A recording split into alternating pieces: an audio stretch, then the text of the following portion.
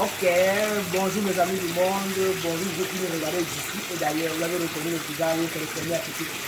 Donc ce matin, je vais un peu vous entretenir sur une thématique qui me tient à cœur, vous montrer comment est-ce qu'il est beau de pratiquer l'activité, la prostitution, tout ça, c'est les questions.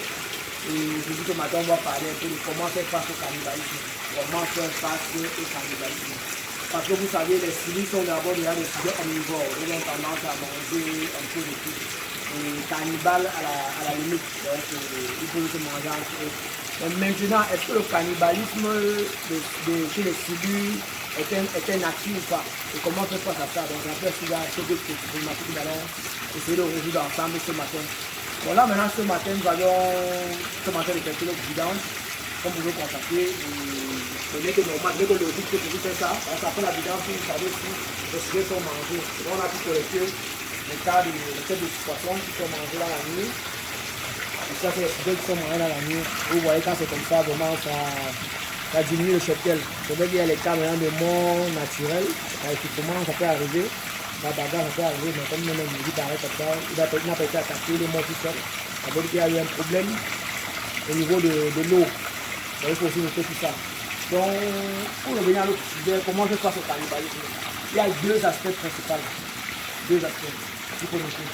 Alors, le premier, ici, c'est le cheptel carbobacter. Il est vrai que vous allez voir dans d'autres vidéos, certaines personnes vous parlent de cheptel qui peut influencer le cannibalisme. Bon, c'est un avis à ne pas exclure. Mais je dis plutôt que si vous avez des espaces aussi pareils et que vous voulez travailler au cheptel, il est préférable de les scinder à petits groupes. C'est pour savoir augmenter le travail parce que c'est dans le suivi, c'est un plus grand. Alors maintenant, si vous les mettez tous dans un même cheptel, comment on retrouve le cannibalisme? Comme je l'ai tantôt, en utilisant le cheptel, ici vous avez la possibilité d'avoir le contrôle exact de votre cheptel. Ça c'est une hypothèse.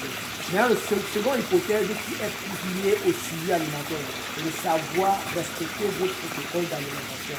Et si vous les nourrissez de façon respectée, comme vous avez planifié dans votre agenda, vous allez diminuer au maximum le cannibalisme. Les sujets qui auront tendance à vous demander à manger, vous allez facilement les voir. Et n'oubliez pas un petit paramètre, c'est que les gens oublient que le cannibalisme est une façon. Et si lui développe son cannibalisme plus dans la nuit, c'est dans la nuit qu'il a un métabolisme plus actif. C'est dans la nuit. Vous allez voir, certaines personnes vont vous dire, moi je nourris plus mes poissons dans la nuit. Avec raison, parce que le sujet est plus actif dans la nuit. Donc en un mot, c'est un poisson nocturne.